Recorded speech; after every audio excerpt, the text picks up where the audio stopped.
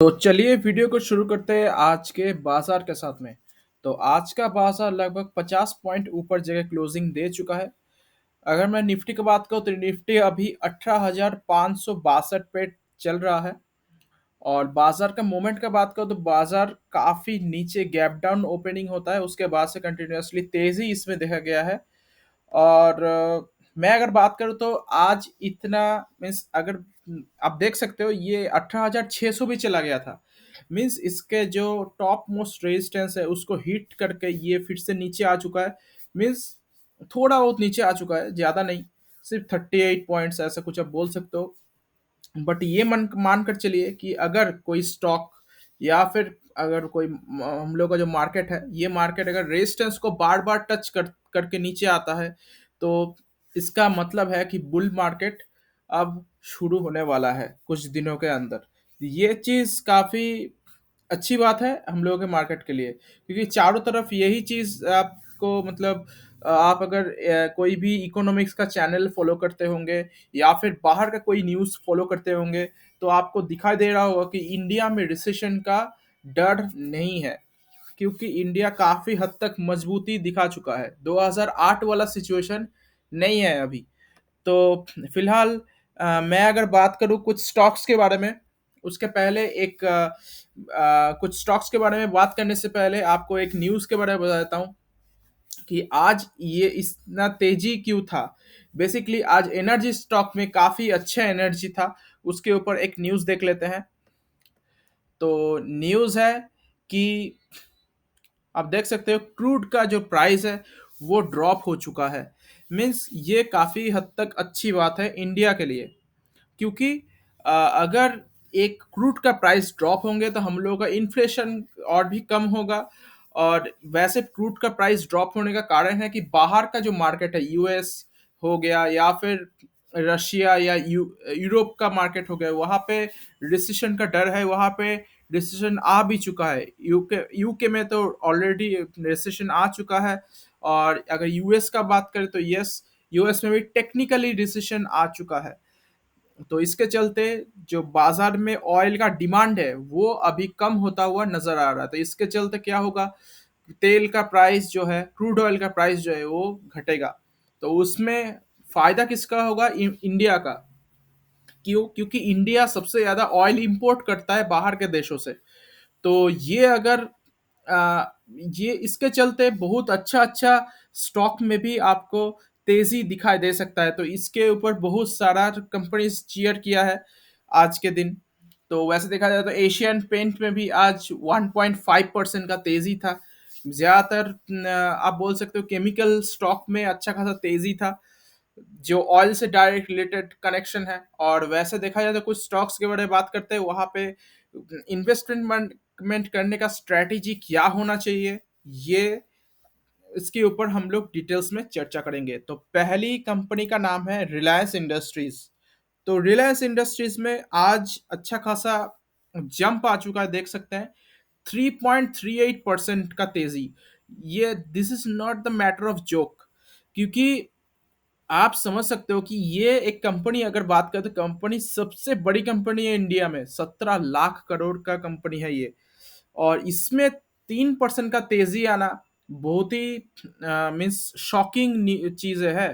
But ये चीज ऐसा है कि आज इसमें बेसिकली तेजी था क्योंकि एनर्जी के सेक्टर में तेजी था, क्योंकि ये एनर्जी सेक्टर से बहुत ज्यादा बिलोंग करता है। वैसे देखा जाए तो इसका तो वर्सेटाइल बिजनेस है, इन लोगों का रिटेल मार्केट भी है, इन लोगों का फाइनेंशियल सर्विस भी आने वाला है, कम्युनिकेशन का जियो है। तो बहुत सारे डाइवर्सिफाइड मार्केट आप बोल सकते हो। तो वैसे बात करें तो यस, इस कंपनी का रिटर्न रिटर्न प्रोफाइल के मामले में बात करूं तो एक साल में अभी तक 10% का रिटर्न बना के दिया है। 5 साल में इन्वेस्टर का पैसा 3 गुना किया है। तो ये चीज ध्यान देने वाली बात है। देख सकते हैं 900 का स्टॉक 2700 में परफॉर्म कर रहा है, मीन्स 3 गुना हो चुका है। अगर मैक्सिमम चार्ट पैटर्न का बात करूं तो यस, पहले मतलब आप देख सकते हो 2007 से लेकर 17 तक कुछ भी रिटर्न नहीं था। उसके बाद से जब से जियो का एंट्री हुआ तब से ये स्टॉक ऐसे ऊपर की तरफ जा रहा है। तो वैसे नो डाउट अभी बहुत अच्छे स्टॉक बना हुआ है। और ऐसे लॉन्ग टर्म के लिए भी अभी काफ़ी हद तक अच्छा स्टॉक ये माना जाता है। तो कंपनी का अगर मैं बात करूँ टेक्निकल पैटर्न के हिसाब से, तो यस, टेक्निकल पैटर्न के हिसाब से आप देख सकते हो इसका जो मेजर सपोर्ट है वो लगभग 2540 के आसपास था, और उससे आज अच्छा खासा तेजी आ चुका है। अगर आपको ये स्टॉक फिर से 2540, या फिर अगर हम छोटे मोटे सपोर्ट की बात करूँ तो 2600 के आसपास मिल जाता है, तब इसमें आप पहली बाइंग कर सकते हैं। अगर आपको फर्दर एड ऑन करना है तो 2500 का लेवल आप दिमाग में रख सकते हो।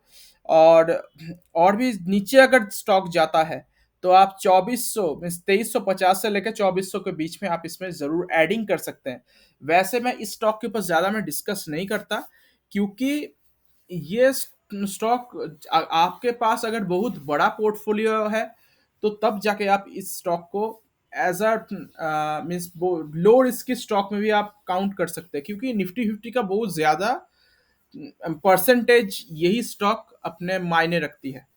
तो कंपनी में आज तेजी आ चुका है, तो आप तो अब इसमें होल्ड करना ही सही रहेगा। जिसको खरीदना भी है वो वॉच लिस्ट में रख सकते हैं।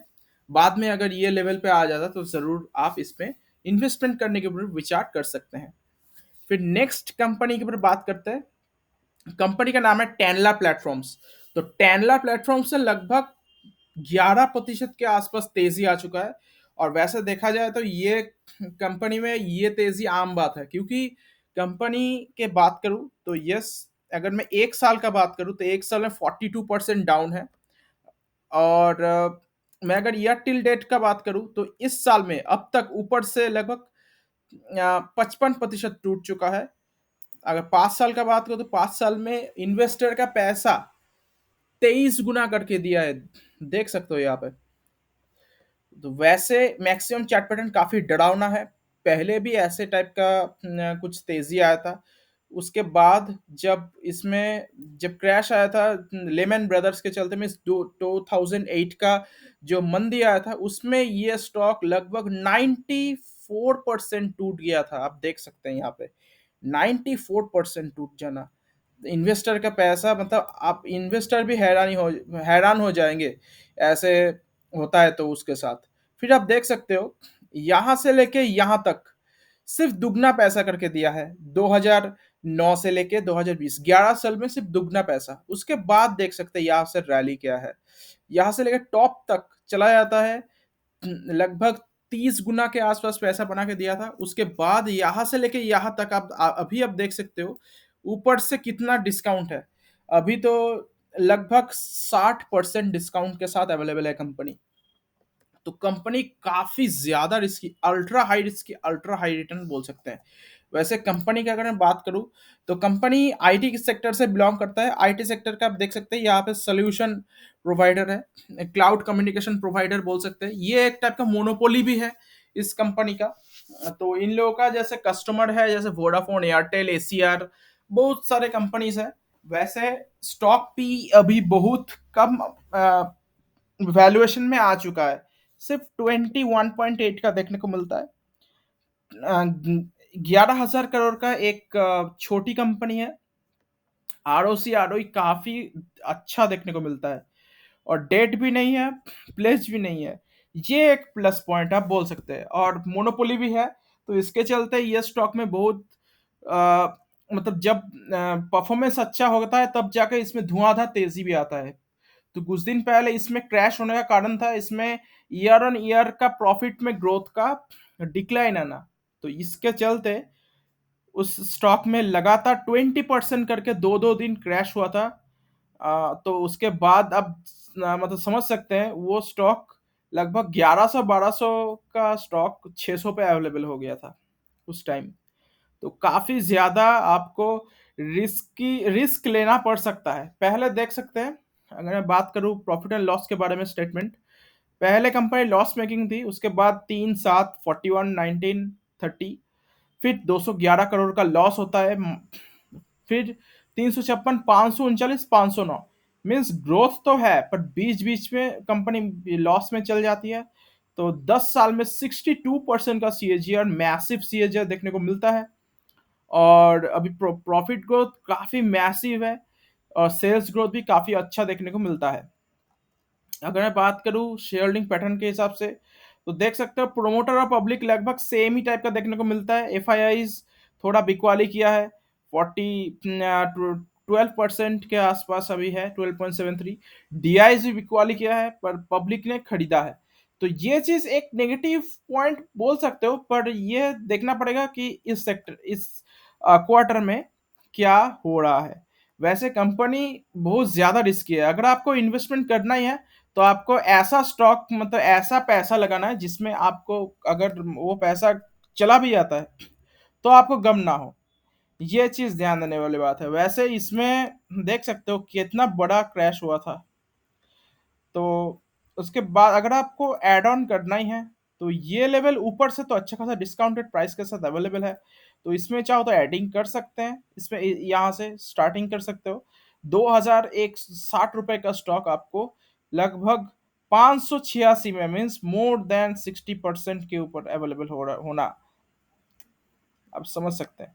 उसके बाद मैं अगर बात करूं अभी अभी का, तो ऊपर से तो अच्छा खासा डिस्काउंटेड प्राइस के अवेलेबल है। तो इसमें आप चाहो तो नया न्यू फ्रेशली बाइंग कर सकते हो। अगर आपको फर्दर एड ऑन भी करना है तो आप चाहो तो 680 का लेवल आप दिमाग में रख सकते हैं। और हाँ, इसमें अल्ट्रा हाई रिस्क की इन्वेस्टर ही इन्वेस्टर करे, अदरवाइज इससे दूर रह सकते हैं।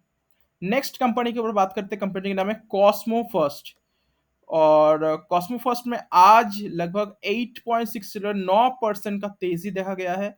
अगर मैं रिटर्न प्रोफाइल की बात करूँ तो एक साल में 16% का डाउन है ऊपर से, और 5 साल में इन्वेस्टर का पैसा 3 गुना से ऊपर करके दिया है। हालांकि ये स्टॉक भी पहले काफी हद तक बहुत ज्यादा बोल सकते हो कि वोलाटाइल था, क्योंकि आप देख सकते हैं ऊपर से लगभग ये भी कंपनी 60% डाउन हो गया था।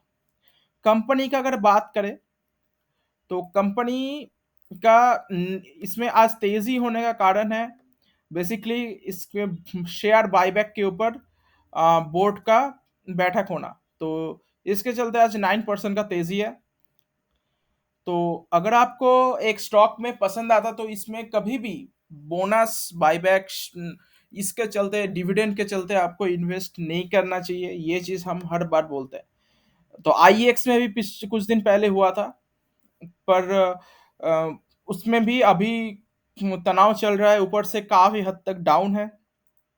कंपनी के बारे में थोड़ा बहुत अभी बताते हैं। कॉस्मो फर्स्ट के बारे में तो किसके ऊपर डील करता है। कंपनी के बात बात करें तो पैकेजिंग सेक्टर से बिलोंग करता है, लेमिनेशन लेबलिंग एप्लीकेशन से बिलोंग करता है, और बीओपीपी फिल्म्स बनाते हैं, कास्ट प्रोपेलिन। आप समझ सकते हैं कि टोटली पैकेजिंग सेक्टर से बिलोंग करता है। अगर आपको पैकेजिंग सेक्टर में ही इन्वेस्ट करना है तो आप चाहो तो मोलटेक पैकेजिंग के साथ जा सकते हैं। वो कंपनी काफी बढ़िया है और इससे कम वोलाटाइल भी है। ये चीज ध्यान देने वाली बात है।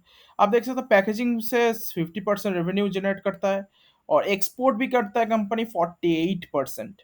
और वैसे 4 स्टेट में अभी काम कर रहा है, और उसमें 3 इंडिया में है और एक कोरिया में काम कर रहा है ये कंपनी।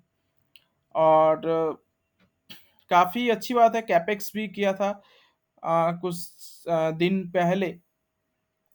वैसे में कंपनी के बारे में बात करो फंडामेंटली, 2053 करोड़ का बहुत ही छोटी कंपनी है। स्टॉक भी 5 के आसपास देखने को मिलता है। मीन्स कंपनी बहुत ही सस्ता है, बाजार इसको वैल्यू उतना नहीं दे रहा है। आरओसी आरओई काफी अच्छा है, और वैल्यू देने का मेन कारण है इसमें डिविडेंड 3% का मिलना। मीन्स इसमें ग्रोथ आपको शायद अभी तो देख रहा है 5 साल में अच्छा खासा ग्रोथ है, पर हमको लगता नहीं कि लॉन्ग टर्म में ये उतना ग्रोथ दे पाएगा। हाँ, डेट है इस कंपनी के पास। और अगर मैं बात करूं तो yes, profit and loss statement के बारे में बता दूं तो देख सकते हो 31, 30, 11, -6, 28, यहाँ तक कुछ भी मिस कंसिस्टेंसी नहीं है, ग्रोथ भी नहीं था। 96 अचानक से होता है, 86, 64, 61, यहाँ पे भी उतना ग्रोथ नहीं था। मतलब उसके बाद 113, 237, 397, 379, अभी थोड़ा बहुत ग्रोथ है पर उतना ग्रोथ नहीं है इसमें। 10 साल में 29% का CAGR है। तो इससे बेटर कि आप इससे भी कम वोलाटाइल वाला कंपनी में भी इससे बेटर स्टॉक प्राइस का सीएजी आपको देखने को मिल सकता है। ये चीज ध्यान रखना चाहिए। कंपाउंडेड प्रॉफिट का ग्रोथ काफी अच्छा है, सेल्स का ग्रोथ भी काफी अच्छा है। और मैं अगर बात करूँ शेयर होल्डिंग पैटर्न के हिसाब से, तो यस पब्लिक प्रोमोटर से ज्यादा होल्डिंग लेके बैठा है, तो ये एक मैं नेगेटिव पॉइंट मानता हूँ। और F I S D I S भी अभी लगभग 5% और डी आई लगभग है ही नहीं, आप मान सकते हैं। और अदर्स में अभी फिलहाल यहाँ पे कोई कुछ वेलफेयर सोसाइटी इसमें घुसे होंगे। वैसे कंपनी का स्टॉक ठीक ठाक है, उतना खास मुझे लगा नहीं। तो कंपनी के यहाँ पे अगर मैं बात करूँ तो अभी तो काफी नेगेटिव ट्रेंड में चल रहा है। अगर आपको ये इसमें कंपनी में ऐड ऑन ही करना है तो आप 680 का लेवल दिमाग में रख सकते हैं, इसमें चाहो तो इन्वेस्ट कर सकते हो। वैसे ऊपर से बात करूँ तो 1300 का स्टॉक आपको 700 का लगभग 50% के आसपास गिरावट में मिल रहा है। तो इसमें चाहो तो अगर आपको रिस्क लेना ही है तो आप चाहो तो इसमें इन्वेस्ट करते हैं। और हाँ, टेनला और कॉस्मो फर्स्ट इस ऐसे टाइप की कंपनी में आपको मैक्सिमम 2 से 3% का होल्डिंग मतलब आपके लिए बेहतर होगा, क्योंकि कभी भी कंपनी कुछ भी हो सकता है, तब जाके आपको बेचना ही पड़ सकता है ये स्टॉक में। नेक्स्ट कंपनी के बारे में बात करते हैं। कंपनी का नाम है tube investment of India limited. तो ये कंपनी में आज लगभग 7% का तेजी है।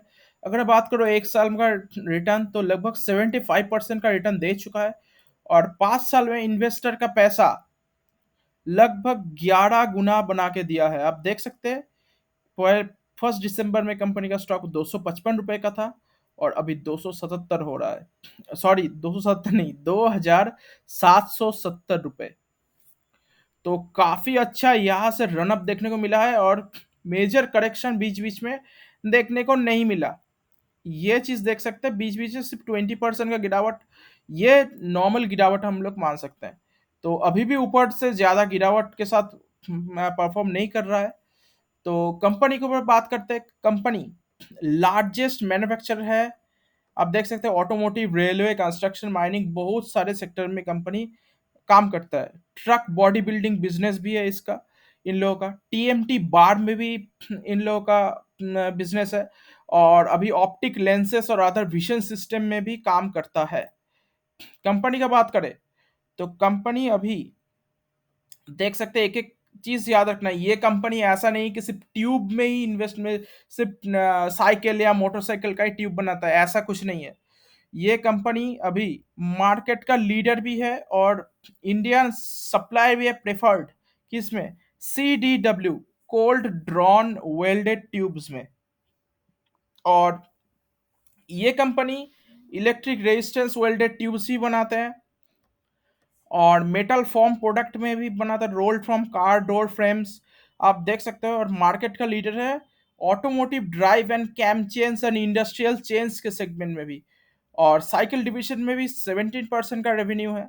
तो इसमें से ये कंपनी बाईसाइकिल भी सेल करता है, लाइक BSA ये, और हार्क्यूलिस एंड मोन्ट्रा। तो BS और हार्क्यूलिस हर किसी को मालूम है कि साइकिल में कितने बड़े कंपनी माना जाता है। तो इन लोगों को ये कंपनी मतलब प्रोडक्ट ये खड़ी मतलब तैयार करता है। तो ये चीज देखने वाली बात है। वैसे देखा जाए तो ये कंपनी का 26% का मार्केट शेयर भी है इस सेगमेंट में, रिटेल सेगमेंट में। और 66 न्यू मॉडल्स का बाइसाइकिल का मॉडल भी लॉन्च हो चुका है। और गियर्स का डिवीजन में शांति गियर्स इसका सब्सिडरीज कंपनी है। इन लोगों का मोबिलिटी बिजनेस भी है, आप देख सकते हैं। इन लोगों का अगर मैं बात करूं तो आप लोगों को पहले यहाँ से दिखा दूं। यहाँ पे इंजीनियरिंग डिवीजन है और बहुत सारे डिविजन्स है, ऐसे वेंचर कैपिटलिस्ट भी है इन लोगों का। अगर मैं बात करूँ तो यहाँ पे नहीं दिख रहा होगा, यस, यहाँ पे ये जो कंपनी है इससे TI fear financial holdings limited इससे डिमर्ज हो गया था, जिसका नाम है अभी Cholamandalam financial holdings. Means Cholamandalam finance भी इसी कंपनी का पार्ट है, मतलब ये इसका पेरेंट कंपनी है। ये चीज ध्यान देने वाली बात है। तो कंपनी के बारे में बात करते हैं, कंपनी बहुत ही 53,000 करोड़ का एक बड़ी कंपनी है। 61 का पी रेशियो है, आरओसी आरओई काफी अच्छा देखने को मिलता है। और debt to equity ratio, debt थोड़ा बहुत देखने को मिलता है, प्लेज भी थोड़ा बहुत है। अगर मैं बात करूँ तो इसी कंपटीशन में कोई कंपनी अभी नहीं है। और प्रॉफिट एंड लॉस स्टेटमेंट के बारे में बात करें तो यस, प्रॉफिट का ग्रोथ मैसिव है। 174, 156 गिरता है, 251, 313, फिर यहाँ पे कोविड के चलते डिप 286, फिर 991, काफी बढ़िया जंप, और अभी 1139 करोड़ का प्रॉफिट हुआ है। 5 साल का सीएजीआर अवेलेबल है, क्योंकि 5 साल ही हुआ है कंपनी लिस्टेड होते हुए। तो 5 साल में स्टॉक प्राइस का सीएजीआर 58%, काफी मैसिव। और प्रॉफिट का ग्रोथ भी काफी अच्छा है, और सेल्स का ग्रोथ भी काफी अच्छा देखने को मिलता है। और शेयर होल्डिंग पैटर्न के हिसाब से बात करें तो यस, अभी पब्लिक के पास सिर्फ 12% है, गवर्नमेंट थोड़ा बहुत है, डीआईएस 14%, एफआईएस भी 26%, लगातार होल्डिंग्स बढ़ाते जा रहे हैं अभी एफआईएस, और प्रोमोटर के पास 46% का देखने को मिलता है। तो कंपनी का काफी अच्छा देखने को मिल रहा है। अगर मैं बात करूँ in terms of fundamental analysis and technical analysis, तो कंपनी ऊपर से ज्यादा तो डिस्काउंटेड प्राइस पे नहीं है। तो आप चाहो तो, अगर आपको इन्वेस्ट करना ही है तो आप चाहो तो 2500 का लेवल दिमाग में रख सकते हो, इसमें इन्वेस्टमेंट करने को मौके ढूंढ सकते हैं। नेक्स्ट इसमें लगभग 2350 का लेवल आप दिमाग में रख सकते हैं। नेक्स्ट कंपनी के ऊपर बात करते हैं, कंपनी का नाम है अपोलो पाइप्स। तो अपोलो पाइप्स में आज लगभग 4% के तेजी देखा गया है। एक साल में 14% का नेगेटिव रिटर्न, और 5 साल में इन्वेस्टर का पैसा 4 गुना से ऊपर करके दिया है।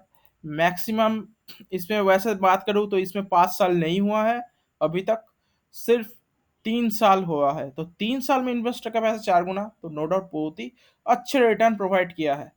कंपनी का बात करें तो यस, कंपनी बहुत छोटी है, 2000 करोड़ का भी नीचे कंपनी का मार्केट कैप है। 63 का पी रेशियो है, आरओसी आरओई उतना खास नहीं देखने को मिलता, डेट थोड़ा बहुत है कंपनी के पास। तो कंपनी पीवीसी पाइप के सेगमेंट में से बिलोंग करता है। अगर हम बात करें तो इसके मार्केट का लीडर का, तो एस्ट्रल इसका मार्केट का लीडर है। सीपीवीसी यूपीवीसी पाइप्स बनाता है कंपनी। तो ये कंपनी कहाँ पे, दादरी सिकंदराबाद जो यूपी में है, अहमदाबाद गुजरात टुमकुर में मतलब है फिलहाल। तो कंपनी का बात करें प्रॉफिट एंड लॉस स्टेटमेंट के ऊपर, देख देख सकते हैं 2016 तक कुछ भी प्रॉफिट नहीं था, उसके बाद से 16, 22, 24, 29, 44, 50, अभी 31, मीन्स कंटिन्यूसली ग्रो कर रहा है लास्ट 5 साल से। 10 साल में अभी तक, यहाँ पे 10 साल का सीएजीआर यहाँ पे दिखा रहा है कि 46%। वेट, हमको चेक करना होगा कि इस कंपनी का लिस्टिंग बीएससी में कितना है। ओ, ये कंपनी लिस्टिंग पहले से ही मतलब बीएससी में था, एनएससी में लिस्टिंग रिसेंटली हुआ है। तो यहाँ पे देख सकते हैं बीच बीच में कभी कभी करेक्शन अच्छा खासा आ जाता है, मीन्स काफी ज्यादा बड़ा गिरावट, बट यहाँ पे अच्छे खासा तेजी भी देखा गया है। तो कंपनी में तो रिस्क है, ऐसा नहीं कि रिस्क नहीं है। 2007 से लिस्टिंग के लिस्टेड है कंपनी। तो अगर मैं बात करूँ तो कंपनी का शेयर होल्डिंग पैटर्न के हिसाब से, तो शेयर होल्डिंग पैटर्न भी काफी अच्छा देखने को मिलता है। 52% प्रोमोटर के पास है, 33% पब्लिक के पास है। और अभी के हिसाब से मैं अगर बात करूँ, अगर आपको इन्वेस्ट करना ही है तो ऊपर से उतना खास ज़्यादा गिरावट नहीं हुआ है अभी तक कंपनी में। तो अगर आपको इन्वेस्ट करना है तो आप चाहो तो 460 का लेवल दिमाग में रख सकते हैं। तो अभी के टाइम पे इस लेवल पे भी इन्वेस्ट कर सकते हो, पर आपको सपोर्ट पे इन्वेस्ट करना ज़्यादा बेहतर होगा। और मेजर सपोर्ट आपको लगभग 400 के आसपास देखने को मिल जाता है। नेक्स्ट कंपनी की बात करते हैं, कंपनी का नाम है हरिओम पाइप्स। तो इसमें आज लगभग 7% का तेजी देखा गया है।